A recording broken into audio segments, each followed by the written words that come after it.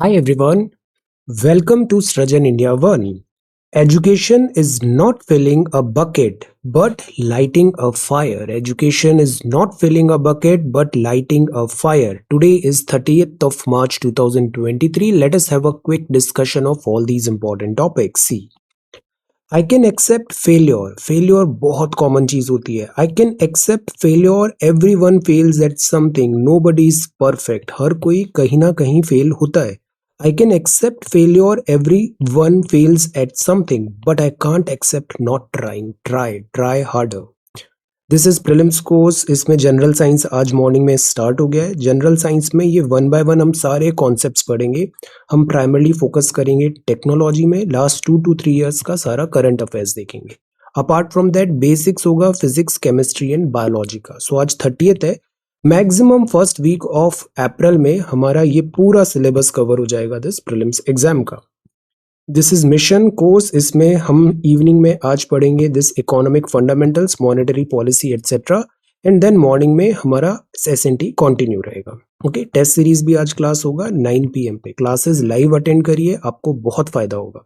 ये 5 MCQs हैं. Daily basis पे हम टेलीग्राम चैनल पे सॉल्व कर रहे हैं. जॉइन. वोकैबुलरी. एक वर्ड है शिज्म. इसका मतलब है फूट. डिस्कॉर्ड, स्ट्राइफ, डिस्कॉर्डेंस, फूट दल गई है. कॉमनलिटी का मतलब होता है समानता. A point at which 2 or more things share in common. समानता. स्केपगोट है मतलब बलि का बकरा है. A person who is blamed for the wrong doings, mistakes और faults of others, especially for reasons of expediency, so that is a kind of victim. बलि का बकरा. एनकम्बरेंस का मतलब होता है बाधा. समथिंग दैट मेक्स मूवमेंट और प्रोग्रेस डिफिकल्ट. ट्रेवल का मतलब है कड़ा परिश्रम, पेनफुल और लेबोरियस एफर्ट. सो आज के वोकैब वर्ड्स है travel, encumbrance, scapegoat, commonality and schism. If you come across any other important word, write down that word along with its meaning in the comment section down below. This is question number 1. C said आज एक ही सवाल है. ये बड़ा अच्छा सा quiz है.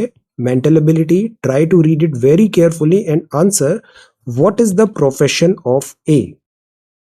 This is writing practice. हम डेली बेसिस पे कुछ गवर्नमेंट स्कीम्स का कंपाइलेशन कर रहे हैं. इससे पहले हमने एजुकेशन सेक्टर भी देखा है और अभी हम देखते हैं recent government schemes on tourism sector. ये भी बहुत इंपॉर्टेंट है. Urban tourism, rural tourism, medical tourism या फिर टूरिज्म हमारा कल्चरल, हेरिटेज, ज्योग्राफिकल, ऐसे बहुत सारे टूरिज्म हो सकते हैं. आप भी बताओ, इन जनरल बताइए, यूट्यूब कमेंट में ही बताइए what all types of tourism आप सोच सकते हो.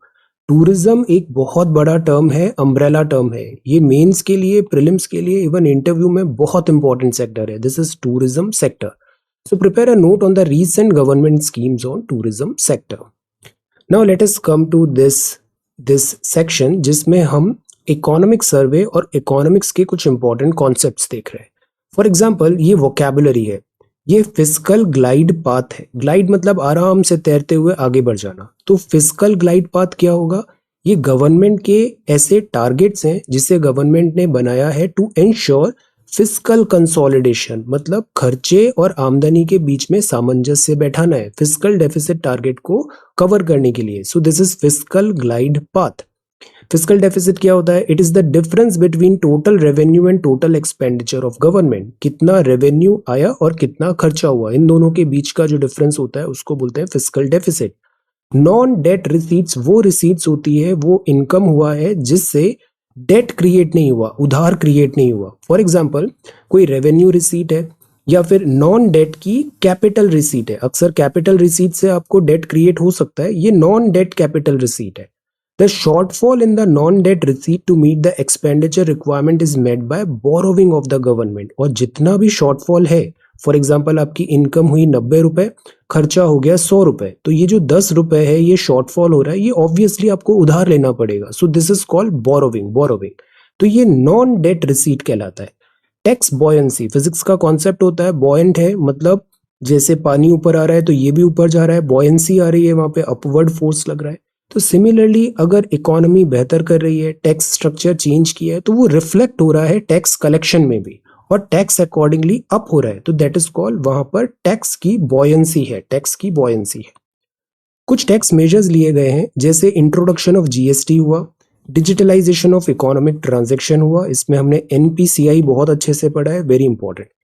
हम फेसलेस असेसमेंट एंड अपील की बात करते हैं कि जितनी भी टैक्सेशन रिलेटेड है या फिर जो क्वेरीज भी हैं ये सब ऑटोमेटाइज हो, फेसलेस असेसमेंट हो, so that any type of harassment tax payer को नहीं हो। सिंप्लीफाई करें return filing, assistance to tax payer दें, हम फैमिलियर जो इस सिस्टम से हैं तो उनको असिस्टेंस भी दें। ई वे बिल बनाया है और जीएसटी आया है, इंफॉर्मेशन शेयरिंग भी डिफरेंट गवर्नमेंटल डिपार्टमेंट्स के बीच में हमने चालू किया है। तो ये सब हो गए टैक्स के मेजर्स। अब सी, अगर इंडिया की टैक्स प्रोफाइल देखें तो हमारे यहाँ कस्टम से 8% टैक्सेशन आ रहा है, जीएसटी 28% है, कॉर्पोरेट इनकम 26 है, पर्सनल इनकम 26 है और एक्साइज ड्यूटी से 12% टैक्सेशन का मनी आ रहा है। मतलब 100 रुपए हमारे पास आए तो ये उसका डिवीजन है, ये उसका डिवीजन है। नॉन टैक्स रेवेन्यू क्या होता है? जो एज सच कोई टैक्स नहीं है। फॉर एग्जाम्पल, अगर आपने लोन दिया था उस पर जो इंटरेस्ट मिला, it is not a tax, तो ये नॉन टैक्स रेवेन्यू हो गया। या फिर आपने पब्लिक सेक्टर एंटरप्राइज है, SAIL authority of India limited ने प्रॉफिट कमाया, तो this is not a tax, ये इनकम है, so this is non tax revenue. RBI का इनकम, कोई बाहर से ग्रांट मिला है हमें, या फिर यूनियन गवर्नमेंट ने कोई सर्विसेज आपको प्रोवाइड की और उसके बदले में आपसे फी चार्ज की, सो this is not called tax, this is called non tax revenue. Okay, अब पिछले कुछ टाइम पे counter cyclical fiscal policy news में है। काउंटर साइक्लिकल इसका मतलब है गवर्नमेंट ऐसे स्टेप्स ले रही है against the direction of the economic और बिजनेस, तो that is called counter cyclical fiscal policy. कई बार क्या होता है, जैसे इकोनॉमी में हम बोलते हैं एक अप आता है फिर एक डाउन भी आता है, लाइक दिस। तो इसको नेविगेट करने के लिए गवर्नमेंट टाइम टू टाइम, जैसे डाउन चल रहा है तो रेपो रिवर्स रेपो कम हो गया, इजी मॉनेटरी पॉलिसी है, गवर्नमेंट बूस्ट देने की कोशिश करेगी, तो इस टाइप से पॉलिसीज चेंज होती है। कैपिटल एक्सपेंडिचर का रेज जितना ज्यादा होता है इकोनॉमी में, मतलब इकोनॉमी बेहतर कर रही है, तो इसका परसेंटेज 19% आ गया है। कैपिटल एक्सपेंडिचर से क्या फायदा होता है कि इससे हमारे पास एसेट्स क्रिएट होते हैं, डिमांड जनरेट होती है, रिस्क अवर्जन इसमें कम होता है, क्राउड इन भी होता है और ये लॉन्ग टर्म के लिए बहुत बेनिफिट है। कुछ मेजर रिफॉर्म्स भी हैं, जैसे फिस्कल ट्रांसपेरेंसी के लिए हमने एक्स्ट्रा बजटरी अलाउंस इस साल प्रोवाइड कराया है। पहले एक टाइम था जिसमें प्लान और नॉन प्लान एक्सपेंडिचर्स होते थे, अब उसका क्राइटेरिया हट गया है। अब ऐसा कुछ क्लासिफिकेशन नहीं है कि प्लान क्या है नॉन प्लान क्या है। रेलवे बजट और मेन बजट मिक्स हो गया है, पहले दोनों अलग थे। ये किस कमिटी के थ्रू अलग हुए थे, can you tell in which year? तो अब रेलवे और यूनियन बजट इज सेम। और ये कब से हुआ है, किन फाइनेंस मिनिस्टर ने इसको मिक्स किया था, अभी मर्ज किया था? आंसर, तो द पॉइंट इज अगर मर्ज हो गया है तो एफिशिएंसी बढ़ेगी। और बजट का जो टाइम है वो अब 1 फरवरी से स्टार्ट हो गया है। तो ये इकोनॉमिक सर्वे चैप्टर नंबर 3 के कुछ हाइलाइट्स है। ये पूरा चैप्टर हम लाइन बाय लाइन अभी बहुत अच्छे से पढ़ेंगे रिवीजन क्लासेस में। Okay, so you can join this course और लाइव आप क्लास अटेंड करो, आपको बहुत फायदा होगा। देखो हमारे पास बहुत कंटेंट है, सारी स्टैंडर्ड बुक्स है हमारे पास, हमको सब पता है क्या पढ़ना है, कैसे पढ़ना है। द मुश्किल थिंग इज एक्चुअल में पढ़ना, डिसिप्लिन से पढ़ना, ये सबसे मुश्किल काम होता है। मैं बार बार ये बोलता हूँ, यूपीएससी की बातें बनाना सबसे आसान काम है, बड़ी बड़ी बातें बनाना, बड़ी बड़ी स्ट्रैटेजीज बताना, बड़े बड़े दिस ज्ञान etcetera, this is such a easy task for student and teachers both. The real deal is actually में पढ़ना। डिसिप्लिन से हमारी 3 to 4 आवर्स की अभी क्लासेस चल रही है, आप अप्रैल में भी इसको पूरा अटेंड करो, आपको बहुत फायदा होगा। And the fees nominal and fees required. Okay, fees required, अगर फी रिक्वायर्ड नहीं होगा तो हम इतना इकोनॉमिक्स पढ़ रहे हैं, हम पब्लिक सेक्टर एंटरप्राइजेस पीएसयूज हम अक्सर देखते हैं वो लॉस मेकिंग चले जाते हैं, पैकअप हो जाता है। तो द पॉइंट इज इकोनॉमिक्स को करेक्ट रखना जरूरी होता है। So fee has to be there, okay. अब this is the Hindu newspaper. यहाँ पे बात है silence of state on hate speech is not right, tribal will be evicted. कोई ट्राइबल इविक्ट नहीं होगा ग्रेट निकोबार प्रोजेक्ट में, गवर्नमेंट ने अश्योरेंस दिया है। आप कुछ ट्राइबल्स के भी नाम बताइए जो अंडमान एंड निकोबार में रहते हैं, और स्पेशली पीवीटीजीज अगर कोई हैं तो उनका नाम जरूर से बताइए, ये बहुत इंपॉर्टेंट है, ग्रेट निकोबार में ट्राइबल्स। देन इतने का ऑर्डर ट्राइब्यूनल दिया है गूगल का, no arrest for custody, and China warns against Taiwan US link. तो कल हमने ताइवान के बारे में जाना था, China warns against Taiwan US link. No this is the front page of the Hindu. यहाँ पर चीफ इलेक्शन कमिश्नर साहब ने अनाउंस किया है कर्नाटका इलेक्शन May 10 को होगा, रिजल्ट्स May 13 को आएंगे। तो काउंटडाउन बिगिंस, ये सीईसी हैं मिस्टर राजीव कुमार और आपने यहाँ पे अनाउंसमेंट किया, साथ में कमिश्नर अरुण गोयल साहब भी है। तो हमारे यहाँ मल्टी मेंबर है CEC, election commissioner, election commission, एक सीईसी होते हैं और दो ईसी होते हैं, okay. So this is election commission. अब जो नेक्स्ट है, this is the next page. यहाँ पे बात है चीता Bloom, this is such a beautiful news. तो ये चीता के कब्ज आए हैं यहाँ पे, सियाया नाम है इसका, और ये चीता ट्रांसलोकेटेड जो लास्ट सितंबर में नामीबिया से कूनो नेशनल पार्क मध्य प्रदेश में आई थी, उसके 4 कब्ज हुए हैं। This is such a beautiful news. So this is the first cheetah birth in India after the species was declared extinct in 1952। Extraordinary, wonderful. So this is the front page of the Hindu and this is next page. Human life above all, see human life सबसे ऊपर होती है, there is no doubt about that. Human life above all. Opposition of doctors to the right to health comes from baseless misgivings. यहाँ पे ये बताया editorial में। Actually कई बार जैसे एक्सीडेंट्स हुए हैं या फिर बहुत इमरजेंसी है, तो हमने पॉपुलर मूवीज में भी देखा था, वहाँ पे फॉर्म भरा जाए या फिर उसको इमीडिएट ट्रीटमेंट दिया जाए। ये एक बहुत बड़ा एक इशू बन जाता है। एट टाइम्स क्या होता है, पेशेंट भी क्रिटिकल होता है, तो डॉक्टर्स भी form, it's not about like fee, it is about कि डॉक्टर अपना बेस्ट परफॉर्मेंस वहां पे दे रहे हैं, बेस्ट ट्रीटमेंट दे रहे हैं, बट एट टाइम्स अगर कुछ रॉन्ग हुआ तो सच केसेस में डॉक्टर्स को भी तो प्रोटेक्शन की जरूरत होनी चाहिए, प्रोटेक्शन की। Because in such cases, such time, जो पेशेंट्स और पेशेंट की जो फैमिली होती है वो थोड़ा emotional and at times over aggressive भी हो जाते हैं, which is understandable. But the point is, think doctor के पॉइंट ऑफ व्यू से, तो ऐसे में डॉक्टर्स को कई बार एग्रेशन को भी फेस करना पड़ता है, एग्रेशन को भी। तो अभी ये राजस्थान में बात चल रही है कि right to this health bill से रिलेटेड कुछ प्रोटेस्ट भी हो रहा है यहाँ पर। सी द पॉइंट इज, अगर हम इसे हमारे सिलेबस के अंदर देखें तो it is confounding how something that is stridently good in ethical and legal terms can run into a wall of opposition build on narrow professional and commercial interest. Editorial में ऐसा कहा है कि जो राइट टू हेल्थ एक्ट है राजस्थान में जो पास हुआ, इस पे अभी थोड़ा प्रोटेस्ट आ रहा है। इसका प्रोटेस्ट ये भी है कि क्या ये एक ड्रैकोनियन लॉ है। हमारे कॉन्स्टिट्यूशन में राइट टू लाइफ लिखा हुआ है और डायरेक्टिव प्रिंसिपल्स में भी राइट टू लाइफ की बात है। ये बात है कि no person seeking the health care should be denied. अगर किसी को हेल्थ केयर की जरूरत है तो उसको वो मिलना चाहिए, डिनाई नहीं होगा, on the grounds of access and affordability. ये एक्सेप्टेबल प्रोविजन है। राजस्थान में राइट्स टू हेल्थ एक्ट 2022 है जो इसको एड्रेस करने की बात करता है। Seeks to provide protection and fulfilment of rights, equity in relation to health and well being for achieving the goal of health care. जितने भी गारंटीड प्रोविजंस हैं क्वालिटी हेल्थ केयर के, वो यहाँ पे प्रोवाइड करने की बात है। Without any catastrophic out of pocket expenditure, मतलब ऐसा नहीं अस्पताल जा रहे हैं और आपको बहुत खर्चा वहां पे ऑन द स्पॉट करना पड़ रहा है, आउट ऑफ पॉकेट एक्सपेंडिचर करना है। आइडिया इज, जैसे आयुष्मान भारत भी है, हम इसको सब्सिडाइज भी करते हैं और हम इसको कॉम्पनसेट भी करते हैं। देयर आर सेवरल स्कीम्स जिसमें हम इंश्योरेंस भी प्रोवाइड करते हैं, हेल्थ इंश्योरेंस। सो लॉ ये बोलता है कि सोशल ऑडिट हो, ग्रीवेंस रिड्रेसल हो, हर रेसिडेंट जो स्टेट का है उसको इमरजेंसी ट्रीटमेंट का अधिकार है, बिना एक भी पैसा खर्च किए, on the spot, any health care institution पे। तो प्राइवेट हेल्थ केयर इंस्टीट्यूशंस को कॉम्पनसेट भी किया करेगा जाएगा अगर वो इमरजेंसी में ऐसा कोई खर्चा करते हैं फॉर सच पेशेंट्स। तो ये प्रोविजन है। बट द पॉइंट इज, यहाँ पर एक दूसरा पहलू भी है जो डॉक्टर्स ने यहाँ पे पुट किया है कि गवर्नमेंट का प्रोमिसेस जो है कि वो एक्सपेंसेस को जो इनकर हुए हैं उसको कॉम्पनसेट करेंगे, ये there is some trust deficit. Then इसके बाद है कि डिटेलिंग नहीं है, डिटेल में सारे प्रोविजंस होना चाहिए। तो द पॉइंट इज कि ये रूल्स में क्लैरिटी चाहिए और एनी टाइप ऑफ एप्रीहेंशन भी नहीं होना चाहिए, because at times half baked अगर रूल्स एंड लॉज आते हैं तो वो बैकफायर करते हैं, unnecessary entropy and chaos create करते हैं।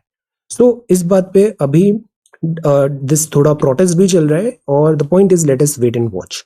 सो ओवरऑल सुप्रीम कोर्ट ने भी ये बताया था कि injured citizen brought for medical treatment should instantaneously be given medical aid to preserve life, and thereafter the procedural criminal law should be allowed to operate in order to avoid negligent death। मतलब शुरुआत में तुरंत इलाज मिले पर साथ ही साथ procedure भी हो ताकि नेग्लिजेंट डेथ या ऐसा कुछ डॉक्टर को भी एडवर्स फेस नहीं करना पड़े। तो लेट अस सी, अभी इसमें और क्लैरिटी आएगी, let us see. Okay, time to move on, this is politics. India's DPI catching the next wave. See यहाँ प्राइमरली बात किया है डिजिटल पब्लिक इंफ्रास्ट्रक्चर का। पब्लिक इंफ्रास्ट्रक्चर होता है जैसे रोड्स हो गया, डैम्स हो गए या फिर गार्डन्स हो गए, कुछ कम्युनिटी हॉल्स हो गए, ये पब्लिक इंफ्रास्ट्रक्चर है। एक पब्लिक इंफ्रास्ट्रक्चर डिजिटल भी है, हमारा डिजिटल स्पेस। तो यहाँ हमें हमें डिजिटल वर्ल्ड बहुत तेजी से मूव होता है, यहाँ पे पेस मेंटेन करना जरूरी है। सी, तो द पॉइंट इज यहाँ पे government, regulator, private sector, volunteer, startup, academia, think tank, सबका कोलैबोरेशन यहाँ पर रिक्वायर्ड होगा। और वेब 3 अभी बहुत न्यूज में बना हुआ है। वेब थ्री में क्या होगा, पॉसिबली जो इंटरमीडियरीज हैं इनकी इतनी जरूरत पड़ेगी नहीं, इंटरनेट ट्रू सेंस में डिसेंट्रलाइज हो पाएगा। लेट अस सी। तो द पॉइंट इज डीपीआई को हमें करेक्ट करना जरूरी है, इस पे वर्क करना जरूरी है। और इसकी शुरुआत 2009 से हो गई थी, जब नंदन नीलकेनी और आर एस शर्मा साहब के टाइम पे आधार का फाउंडेशन आया था। ये जो आधार है, इसका जितना भी क्रिटिसिज्म हो जाए, आधार एक गेम चेंजर रहा है। आधार ने चीजों को, गवर्नेंस को बहुत स्ट्रीमलाइन किया है। तो द पॉइंट इज कि अफोर्डेबल हो, सिटीजन गवर्नमेंट कॉर्पोरेट पार्टनरशिप हो आधार और प्राइवेट सेक्टर के बीच में, बिकॉज आधार में सेंसिटिव डेटा भी होता है, आपका बायोमेट्रिक्स है, इसमें सेफगार्ड करना इन चीजों को भी जरूरत होता है। तो द पॉइंट इज आधार से बैंक डेटा भी लिंक्ड हो रहा है। यूआईडीएआई, कल न्यूज भी आ रहा था, यूपीआई क्या चार्जेबल हो जाएगा, फी लगेगा, transaction fee etcetera. So the point is this entire digital place should be robust. जैसे जीएसटी आया, permanent account number for taxation आया, ये एक बहुत बड़ा डेटाबेस बन रहा है। डिजी लॉकर एक बहुत बड़ा इंपॉर्टेंट इशू है, इंपॉर्टेंट प्रोविजन है, जिसमें हम सारे इंपॉर्टेंट डॉक्यूमेंट्स, जैसे बैंक का लॉकर होता है ऐसे एक डिजी लॉकर है, बट ये क्लाउड पे है डिजी लॉकर। डिजी यात्रा इज अगेन एयरपोर्ट्स में इसने चीजों को बहुत आसान कर दिया है, बायोमेट्रिक एनेबल्ड पेमेंट सिस्टम भी है, तो इससे सीमलेस ट्रेवल पॉसिबल हो पा रहा है, डिजी यात्रा एंड दिस। अब जैसे हम पासपोर्ट में भी, पासपोर्ट सेवा केंद्र में भी अभी बहुत आसान हो गई है चीजें। इसके अलावा हम जैसे दूसरे जो एप्स है, जैसे एक जेरोदा है, अप स्टॉक्स है, रेजर पे, इक्वल एटसेट्रा, इंश्योरेंस और से स्टॉक्स में इन्वेस्टमेंट वगैरह हो रहा है, ये भी अब आपके जो गवर्नमेंट डॉक्यूमेंट्स है उसको यहाँ पर शेयर करने का प्रोविजन इन फ्यूचर, ऐसी बात है। बट द पॉइंट इज कि इसमें जो भी प्रोविजंस हैं वो रोबस्ट होने की जरूरत है, अदरवाइज डेटा कॉम्प्रोमाइज का भी एक बहुत बड़ा थ्रेट होगा। ओके, क्रेडेंशियल्स को वेरीफाई करना है तो आप डिजी लॉकर से क्रेडेंशियल्स वेरीफाई कर सकते हैं। अभी डिजी लॉकर में पैन, जीएसटीएन ऐसे इंपॉर्टेंट डॉक्यूमेंट्स आप क्लाउड में सेव करोगे, प्रिंटिंग कॉस्ट बचेगी, पेमेंट कॉस्ट बचेगी, ट्रांसपोर्टेशन, आपको मेल एटसेट्रा बहुत सारा कॉस्ट बचेगा। NPCI is again a game changer, national payment corporation of India, इसने बड़ा हेल्प किया था। हमने एनपीसीआई पे ऑलरेडी एक आंसर नोट बनाया है, आप इसकी वेबसाइट को जरूर देखना, वहाँ जितने भी फीचर्स है एनपीसीआई के सब बहुत हाई यील्डिंग है, इससे सवाल आएंगे अभी। A hard handed response that strikes at the root of rights, यहाँ पे बात है ओल्ड पेंशन स्कीम और वापस जो इसकी डिमांड है, is it justiciable, let us see. India needs public policy education, policy formulation बहुत जरूरी होता है। तो आप बताओ पॉलिसी किस टाइप की एक्टिविटी है, सेकेंडरी है या टर्जरी है? Policy formulation is a secondary activity और tertiary activity. Getting away with torture, और यहाँ पे बात है the number of vacancies in central government department बहुत है। PACs, mapping of PACs, dairies and fisheries database अभी कंप्लीट हो गया है, so this is really really good. Cooperatives are very very important, cooperative societies. NCLAT जो है, national company law appellate tribunal, Google को implement करने को बोला है। सीसीसीआई का order, competition commission of India, नहीं तो पेनल्टी का प्रोविजन आएगा। माइंस जो है इतनी ऑक्शन हुई है, and this is ODA, overseas development, this जो लोन गवर्नमेंट ऑफ से जापान देती है, जापान का इंटरनेशनल कोऑपरेशन एजेंसी, ये सॉफ्ट लोन प्रोवाइड करती है, और ये सॉफ्ट लोन से बन रही है हाई स्पीड रेल प्रोजेक्ट जो मुंबई का बुलेट ट्रेन है। Understanding the Russia Belarus nexus, तो सी, रशिया और बेलारस बहुत क्लोज कंट्रीज हैं, क्लोज फ्रेंड्स हम बोल सकते हैं। तो अभी जैसे रशियन क्राइसिस है, रशिया का इन्वेजन है यूक्रेन में, तो बेलारस रशिया के साथ खड़ा हुआ है। रशियन प्रेसिडेंट व्लादिमीर पुतिन ने अनाउंस किया था Russia plans to station tactical nuclear weapons in Belarus. पहले हम इसका मैप देख लेते हैं। यहाँ पे देखिए, ये है रशिया, दिस इज रशिया, या नीचे आ जाता है से ब्लैक सी, और यहाँ पर फिर ये क्रीमियन पेनिनसुला, ये डोनेट्स्क है, ये लुहांस्क है, ये खार्किव है। Kyiv is the capital of Ukraine, और दिस इज बेलारस। यहाँ पे फिर मोल्डोवन एटसेट्रा यूरोपियन कंट्रीज है। ये जो कंट्रीज हैं यहाँ ज्यादातर नेटो की प्रेजेंस है, यूक्रेन नेटो में मिलना चाहता था, रशिया ने कहा दिस विल क्रिएट डिफिकल्टी, तो we will not allow this to happen. ये बेलारस रशिया का फ्रेंड है, ओके। तो बेलारस मतलब यहाँ पर रशिया अपने न्यूक्लियर वेपन्स भी अपना पोस्ट करने की बात कर रहा है। तो यूके का डिसीजन है कि वो armour piercing rounds United kingdom depleted uranium Ukraine को प्रोवाइड करेगा। तो इससे रशिया ने एक इसको एज अ थ्रेट माना है। बेलारस की जियो स्ट्रेटेजिक पोजिशन बहुत इंपॉर्टेंट है, रशिया यूक्रेन, रशिया पोलैंड। सो बेलारस अगर दिस रशिया के साथ आ रहा है तो ये एक काइंड ऑफ लाइक रशिया की बहुत बड़ी स्ट्रेंथ है, क्योंकि इसके अलावा फिर 3 नेटो मेंबर आ जाते हैं, लिथुआनिया, लाटविया एंड पोलैंड। तो सी, ये रशिया है, ये बेलारस है, ये लिथुआनिया, लाटविया, एस्टोनिया और यहाँ पर है पोलैंड। पोलैंड के बाद जर्मनी आ जाता है और यहाँ पे यूक्रेन है, ओके। तो हमें बहुत ज्यादा इंटरनल पॉलिटिक्स में नहीं जाना है, this is not our war, all we want here is to get to से वॉर पीस आ जाए यहाँ पे, this is not the time of war. But हमें यहाँ की ज्योग्राफी अच्छे से पता होना चाहिए। तो सवाल आ सकता है बेलारस की बाउंड्री कंट्रीज कौन सी है, तो वो ये है Russia, Latvia, Lithuania, Poland and Ukraine, okay. अब ये है how to manage India solar PV waste problem.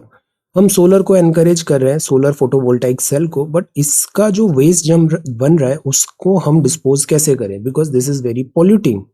तो पहला तो इसको रिकवर करना पड़ेगा, फिर उसको रिसाइकल करना पड़ेगा, और जो गैप्स हैं एज अ स्टैंडर्ड पॉलिसी और ग्राउंड लेवल पे भी हमें कलेक्शन को इंश्योर कराने की जरूरत होगी।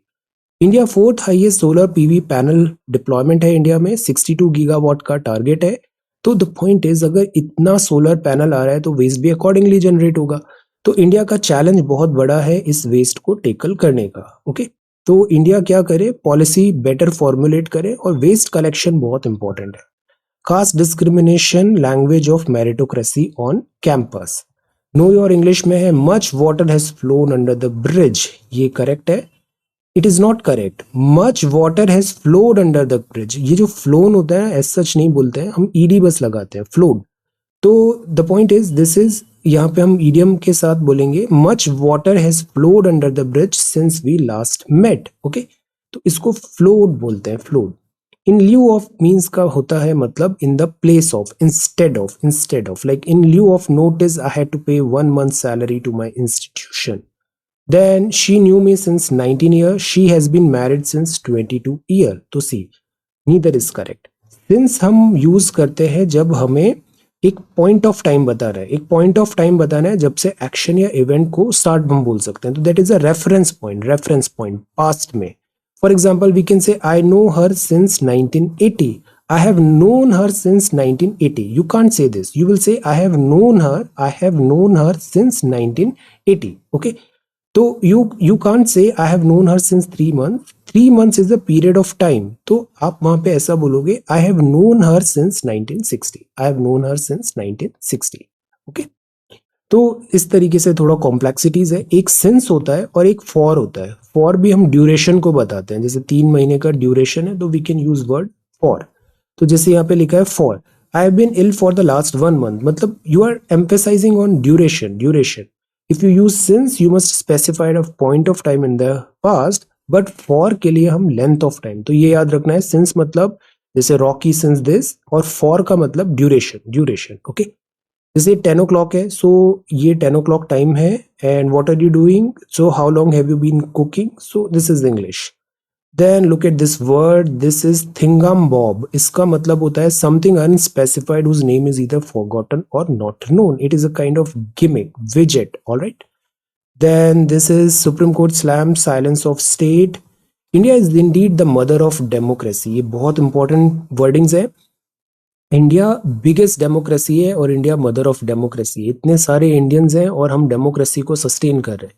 तो प्राइम मिनिस्टर साहब वर्चुअल समिट कर रहे थे, डेमोक्रेसी को hosted by USA, Costa Rica, Netherland, Korea, Zambia etcetera. The idea of elected leaders was a common feature in ancient India. चुनाव हमारे यहाँ हमेशा से बड़े कॉमन रहे, हम मदर ऑफ डेमोक्रेसी है। यूएनजीए में भी हमने ये वर्ड यूज किया था, ओके। तो it is duty of citizens कि हम अपने रूट्स को भी नहीं भूलें। जब भी डेमोक्रेसी होती है ना, डेमोक्रेसी की सबसे इंपॉर्टेंट यूनिट क्या होती है, वो होती है वहां के लोग।